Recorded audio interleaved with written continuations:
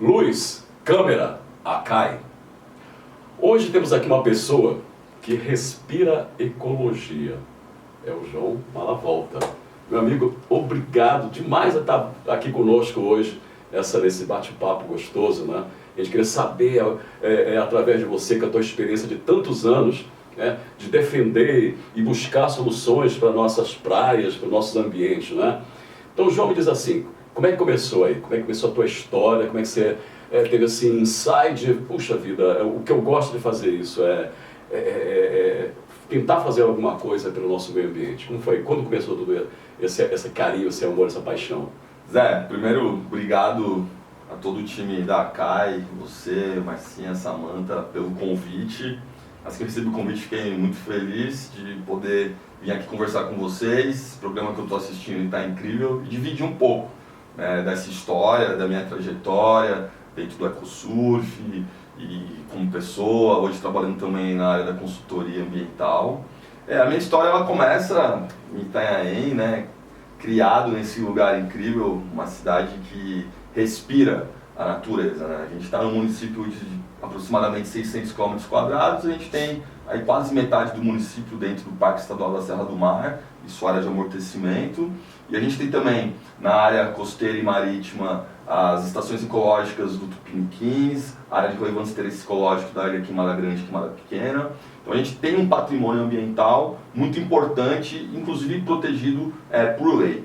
Então, para você ver a dimensão que quando a gente fala de meio ambiente em Itanhaém. Para além disso, é uma cidade bucólica, né? Uma cidade de 1532, a gente está completando 500 anos. A gente tem ainda no centro histórico da cidade, né, casarios ali do início do século passado. A história do Brasil se remonta à história de Itanhaém, pelo convento, pela ermida, pelo Casa de Câmara e Cadeia. Então, a gente viveu uma infância dentro desse contexto ambiental, histórico e cultural. E eu tive uma infância com muita liberdade de poder desfrutar desse patrimônio todo, nadando em rio, pegando onda, fazendo expedições em trilhas, em áreas de manguezal. E tem uma máxima do ambientalismo que diz que a gente só preserva aquilo que a gente conhece. E eu entendo que eu fui um grande conhecedor, né? Tive a experiência de me permitir viver Itanhaém intensamente, com essa liberdade plena, eu e um conjunto de amigos, né? Sempre andando de bicicleta para lá, para cá. E isso foi, eu acho que me despertou, né? Esse interesse em que a gente pudesse manter essa paisagem da forma como eu conheci. E aí, embora, se eu fosse imaginar, olhando essa paisagem de uma janela, eu estou vendo a partir dessa janela que essa paisagem, infelizmente, ela não se mantém preservada e protegida como deveria. A paisagem começou a se deteriorar. E aí foi que nasceu o nosso interesse em querer criar incidências para buscar respostas e soluções pelos problemas ambientais que a cidade passa. Então assim, vendo, analisando tudo isso assim rapidamente, você acha então que a gente tem jeito ainda, né? Porque assim, essa visão já teve alguns setores que dizem, não, a gente não tem mais um centro histórico. Eu vejo diferente. Eu vejo que tem ali uma coisa e outra que está atrapalhando, mas é possível. E nessa coisa toda que você falou, nesses 20 e tantos quilômetros de praia, os rios, as nossas ilhas e tudo, eu olhando assim com a minha visão menos ambientalista que você naturalmente, e não é só estou aqui há 20 anos, né, você nasceu, eu acho que sim, tem solução, né? Se a gente brigar, lutar, procurar parceiros. Tem. Eu faço sempre uma analogia. É uma criança linda, sim, mal cuidada, maltrapilha, suja, né? Então é uma criança linda. A gente só precisa dar o tratamento que ela merece. E hoje você percebe que a gente tem algumas alterações na paisagem, algumas alterações no centro histórico, mas nada que não possa ser corrigido, né, do ponto de vista de você gerar uma maior conservação, tanto do patrimônio histórico-cultural quanto do patrimônio ambiental. É uma cidade que você olha, uma cidade de novela, literalmente. A gente teve a novela Mulheres da Areia, a primeira versão da extinta TV Tupi foi gravada em Itanhaém. A gente tem memórias de pessoas, né, antigas que Itanhaém era um grande balneário de se passar férias, de curtir. E essa cidade ainda existe aqui.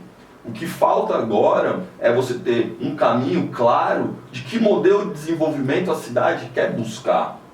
Porque se você olhar do ponto de vista de uma economia voltada para o turismo, para o ecoturismo, para a visitação, para o veranismo, que já foi algo muito forte na cidade, essa vocação é natural, né, do município de Itanhaém. Porém, ainda não se criou um planejamento estratégico para que retome isso com qualidade, com velocidade e que a partir disso se gere desenvolvimento de emprego e renda dessa indústria 2.0, que é uma indústria limpa. Eu estava vendo outro dia que Paris recebe por ano 38 milhões de visitantes e o Brasil recebe 8 milhões no país inteiro. Então a gente está falando de uma cidade do mundo que recebe 38 milhões, a gente está falando de um país que recebe 8 milhões. Então tem muito o que fazer se tratando de Brasil, e ao mesmo tempo quando a gente olha para Itanhaém com todo esse potencial, que ainda não está colocado no centro da discussão como um motriz de desenvolvimento econômico, a gente vê que a cidade perde, né? Então tudo é uma questão de escolha. Isso. Então, assim, eu vejo assim que você é sempre positivista, né? A gente vai conseguir.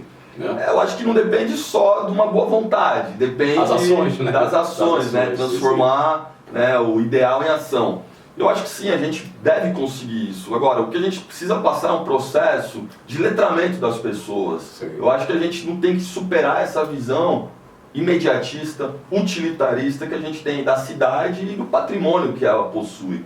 Porque se a gente conseguir olhar a cidade de modo geral, desenhar um planejamento amplo, macro, para a cidade, dentro das suas potencialidades, corrigir aquilo que precisa ser corrigido, a gente consegue retomar a cidade para aquele lugar que a gente já teve. A gente precisa qualificar o turismo, a gente precisa qualificar os lugares de visitação, a gente precisa vender melhor a cidade do ponto de vista da entrega, porque às vezes a gente coloca a cidade num pedestal de imagens maravilhosas que ela tem, só que quando a pessoa vem visitar tem esgoto vazando na praia. Então a gente precisa entregar mais do que a gente vende também. Sim, sim. Eu tenho visto nesses anos que eu estou aqui, assim, um pequeno, né, um pequeno desenvolvimento, né? Mas acho que a dificuldade, acho que essa é a inclusão, tanto de poder público e outros poderes, né, empresariais ali, e a própria população mesmo de se entrosar e começar a pensar nisso, né, dessa potencialidade. Porque nós já trouxemos aqui na associação comercial, né, pessoas, né, que valorizam tudo isso, como você está falando, reconhecem, fotografam a cidade de Itanhaém desse prisma que você acaba de falar, né? Só que eles são de outro lugar. Então, assim, falta, né, a gente ter essa linha de pensamento e de investimento para desenvolver tudo isso, né? Eu viajo para alguns lugares do litoral brasileiro, que é onde é a minha área de atuação para o trabalho. Eu vejo cidades que às vezes ela não tem patrimônio sequer. Pouquíssimo, né? O prefeito tem que inventar um portal, tem que inventar uma estátua para aquilo virar um atrativo turístico. Então a gente nasceu pronta. É uma cidade que quando virou colônia de Portugal, a nossa região, a cidade já tinha todos esses atributos socioambientais incríveis. Né? Então é só potencializar isso.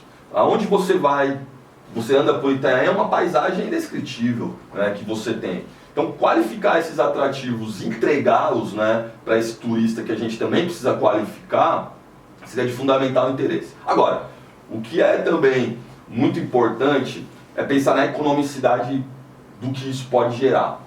Porque hoje a gente, se você entender a cidade do ponto de vista macroeconômico, da geração de emprego e renda, a economia gera em torno do serviço público, que concentra a maior carga de emprego, né? Depois você tem os profissionais liberais, você tem o comércio, e aí você tem um pedacinho, um pequeno pedaço da construção civil, gerando emprego. Então, dinamizar essa economia, a gente precisa de inteligência administrativa e de criatividade.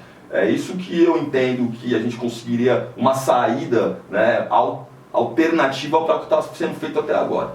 A partir, né, da minha visão um pouco mais crítica para a cidade, quando a gente começou o trabalho com o EcoSurf, né, em meados dos anos 2000, na virada do século, e se você pensar que já se passaram um quarto do século XXI, esses dias eu estava lendo que quem nascer em 2025 vai ver a virada do século. A gente tem uma estimativa de vida aí de 76 anos. Então quem nascer em 2025 vai presenciar a virada do século. Então a gente já passou um quarto, né, do século XXI. E eu comecei a acompanhar com esse olhar mais atento à cidade há 25 anos. E aí você vê um acúmulo, né, de erros da gestão pública, com alguns acertos também, que fazem com que a cidade ela tenha travado literalmente no tempo, parou no tempo. Por quê? É muito fácil a gente entender. Quando você vai para Praia Grande hoje, que ela buscou um modelo de desenvolvimento, que é uma cidade que, do ponto de vista atrativo turístico, histórico-cultural, não se equipara a Itanhaém, fica muito longe, ele fez uma escolha.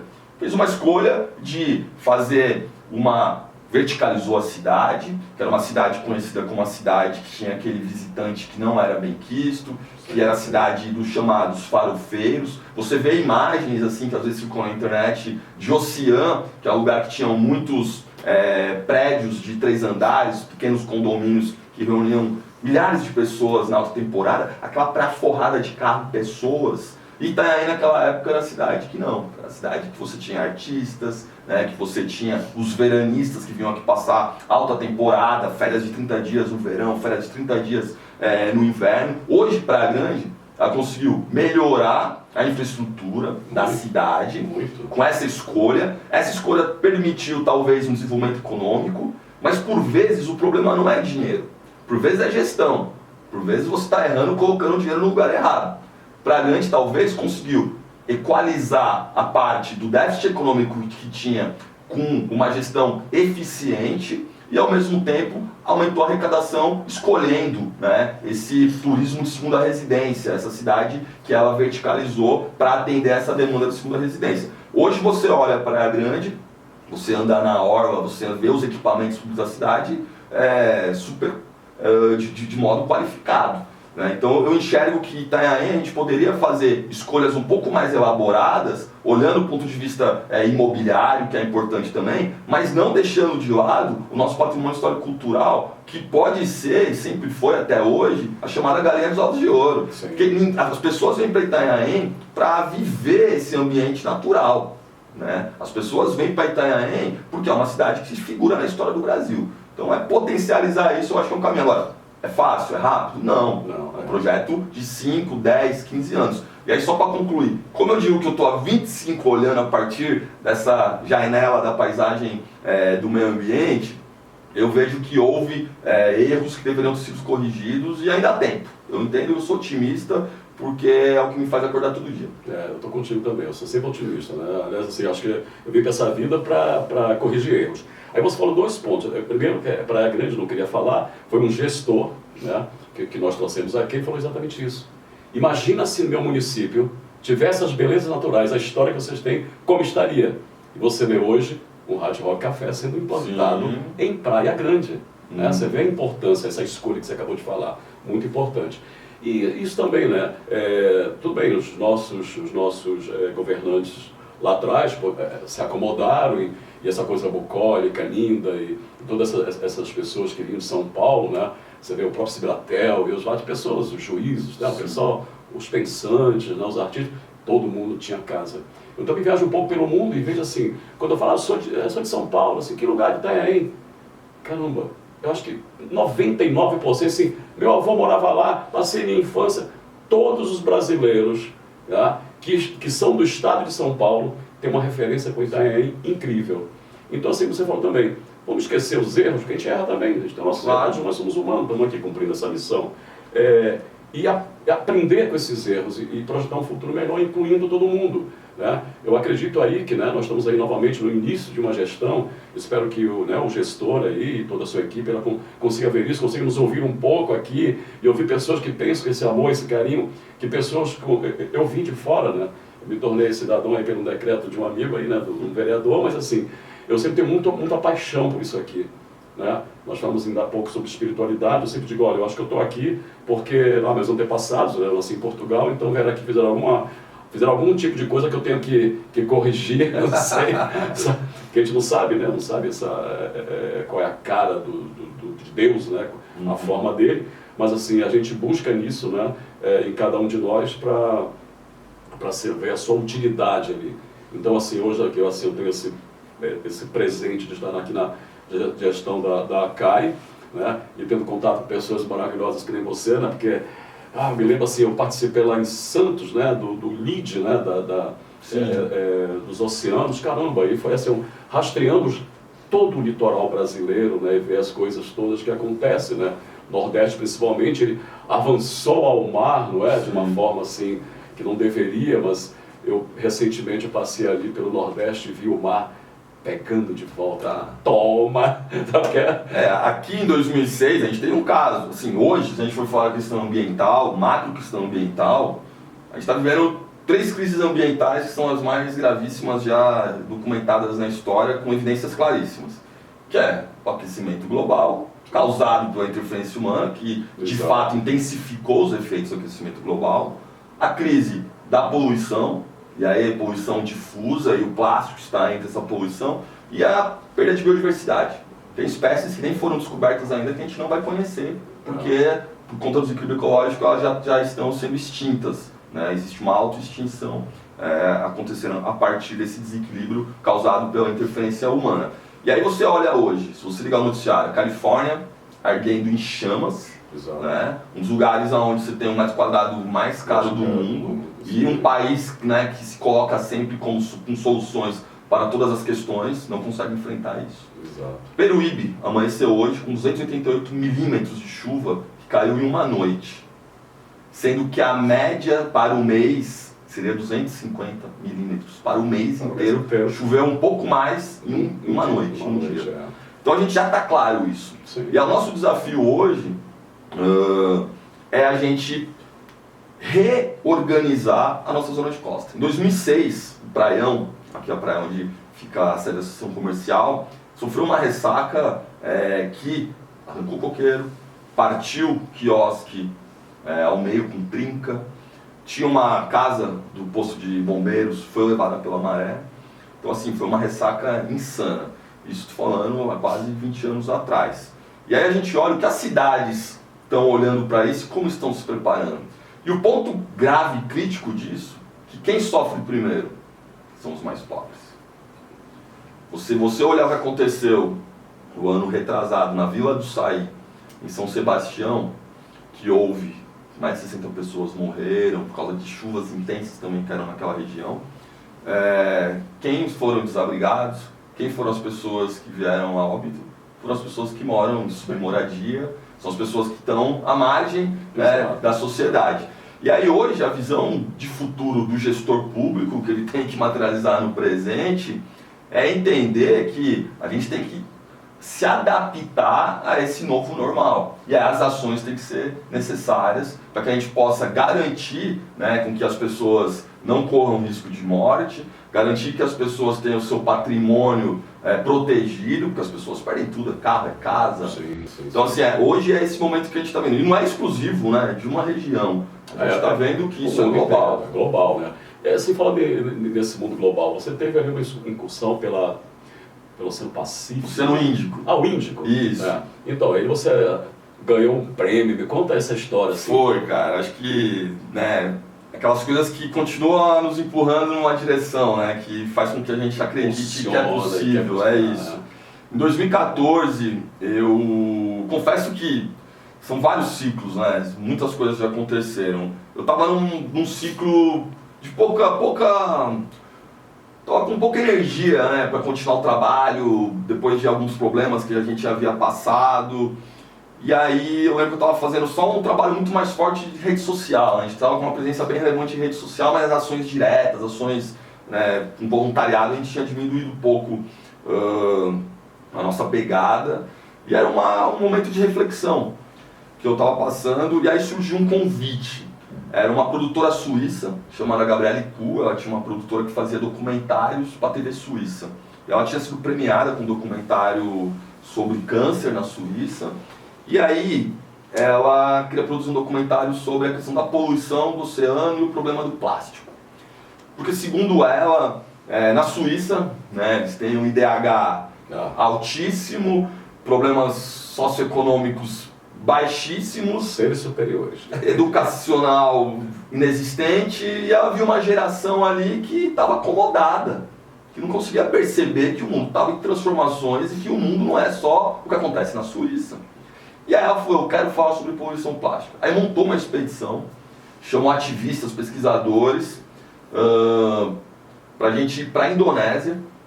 E da Indonésia a gente ia entrar num veleiro e embarcar rumo a 2 ilhas do Oceano Índico. Uma ilha chamada Christmas Island e a Cocos Island, 2 ilhas. E aí, cara, eu recebi esse convite, não acreditei que aquilo era verdade, né? Falei, nossa, como assim? Aí começamos a trocar e-mail, e ela tinha morado 16 anos no Brasil, então era fácil de se comunicar com ela. E aí, cara, fechei todas as questões, fui atrás de visto, depois ia ter que ir para a Austrália, remeti passaporte, e quando eu vi eu estava dentro de um avião, indo para Dubai, de Dubai eu estava indo para a Indonésia. Na Indonésia eu não fiquei nem 10 horas, cheguei lá, já fui pro pier, embarquei no veleiro e aí começou a expedição, 21 dias no mar, até chegar a essa ilha no meio do Índico. O objetivo era demonstrar que o oceano não está livre de plástico, que até os pontos mais remotos do oceano a gente tem a presença da poluição plástica. E entre as pessoas convidadas para essa expedição, chamava Expedition Plastic, estava o professor Marcus Ericsson, que é o maior estudioso de microplástico do mundo, é um professor da Universidade da Califórnia, e ele, assim, conhecer aquela figura foi incrível. Ele é coordenador de um instituto chamado Five Gyres. E aí, hoje, por que Five Gyres? Porque a gente tem já estudado no planeta 5 pontos com grandes concentrações de resíduos. Esses pontos eles funcionam como giros, né, contra as correntes marítimas. São aquelas ilhas que estão exatamente. Aí no São oceano, 5 né? pontos que está descrito já pela ciência. E a nossa ideia era navegar por uma área onde um desses pontos está descrito. E aí, para mim, né, estou acostumado com limpeza de praia, entendo um pouco da poluição, mas poluição, macropoluição em áreas, né, no meio do oceano, eu ainda não tinha participado de nada parecido. E aí eu imaginava que a gente ia navegar por dentro de um lugar, né, de uma ilha, né, chamada de Ilha de Plástico. Na verdade não existe, né? A Ilha de Plástico é uma figura de linguagem. O que acontece? São regiões de dimensão planetária, porque tudo que a gente pensa de oceano é planetário. Se você imaginar que 70% do planeta é água, a gente vive na menor porção que é 30%, então tudo que você faz de oceano é planetário. E aí a gente navegou por dias e você via pouca questão, pouco plástico, uma boia ou outra, um flutuador, mas você não via aquela concentração, aquela sopa de resíduo. No entanto, o professor Marcus Ericsson levou um sistema de rede através chamada manta troll, como se fosse uma raia-manta, aquele animal, de alumínio que você engata umas redes e aí você vem navegando e com aquilo na água, aquilo para coletar microplástico. E aí a gente no meio do Oceano Índico, né, o lugar mais próximo que a gente, de terra que a gente estava, de avião, dava 3 horas, assim, estava muito distante de tudo. Quando a gente coletou essa rede, depois de ter rebocado ela por alguns minutos nessa área profunda e isolada do oceano, quando a gente pegou as amostras do que veio na rede, tinha muito microplástico. E aí foi assustador isso, no meio do oceano você tem aquela concentração de microplástico. Quando a gente chega nas ilhas, essas ilhas isoladas, elas funcionam como indicadores da quantidade de poluição no oceano. Por que indicadores? Porque tudo que chega naquelas ilhas que está flutuando, jogado pelas marés e pelos ventos, acaba ficando depositado. Então quando a gente chegou na Christmas Island, que a gente chegou na areia, a quantidade de plástico que tinha abandonado era muito grande. Então para mim foi uma experiência incrível ter vivido essa expedição, me oxigenou, me colocou, né, num lugar onde eu produzi uma exposição fotográfica a partir dessa vivência, depois levei essa exposição para vários lugares, me deu um pouco mais de autonomia e propriedade para falar sobre esse assunto. E um outro momento também, que foi incrível, foi 2018, eu fui... Prêmio aí que você ganhou. Cara, eu fui no... Já sei que você emocionou tanto que deixou a escada cair no chão. Eu fui homenageado pelo Senado argentino. Boa. Com a distinção, como eles chamam, governador Henrique Cresto, Tomás Henrique Cresto. E aí eu fui para o Senado argentino receber todo aquele cerimonial, aquela pompa, né, de um poder do Estado argentino, que é o Senado. E aí, dentro de um saguão incrível, lindo, assim, na Casa Rosada. E aí fui chamado para receber, e aí estava a transmissão ao vivo, bastante gente, aplausos. E aí eu fui lá, cumprimentei toda a mesa, né, os senadores, a família do Henrique Tomás Cresto, que estava ali representadas, que ele já é uma pessoa afinada. E aí recebi um certificado, um diploma da homenagem e um busto E aí no que, antes de eu ser homenageado, vi outras pessoas que também foram homenageadas, elas tiraram a foto com o busto. E aí no que eu peguei e fui lá, certificado, tirar a foto, eu segurei o busto caiu no chão, quebrou. Isso tá no YouTube, quebrou. Cara, eu fiquei assim, estacionei, né? O meu tempo parou, o sentimento de vergonha, o sentimento de humor, né? Foi cômico o que aconteceu. E aí já rapidamente já veio o cerimonial, já pegou, aí tirou a foto, já tinha um reserva ali, eu levei, mas no YouTube você olha isso, você dá muita risada, porque assim, a cara que as pessoas fizeram, eu não acredito. E aí eu brinco, né, quando eu fui indicado a esse prêmio, a essa homenagem, na verdade, falaram assim, ó, vai lá e quebra tudo. Eu cumpri. Boa, gostei. Ô João, então assim, ó, você é uma pessoa importantíssima, né? Você vê todo o teu olhar, né, para a dificuldade. Você vê que muitos governos não estão dando atenção, né? Que os mares estão subindo. Também nessa lide que eu participei, eu acho que já subiu 30 centímetros e tem aí uma previsão de 10, né? 10 metros daqui aos próximos, acho que 50 anos, alguma coisa assim, né? Aí trilhões, né, de dólares terão que ser investidos para segurar essa água, né?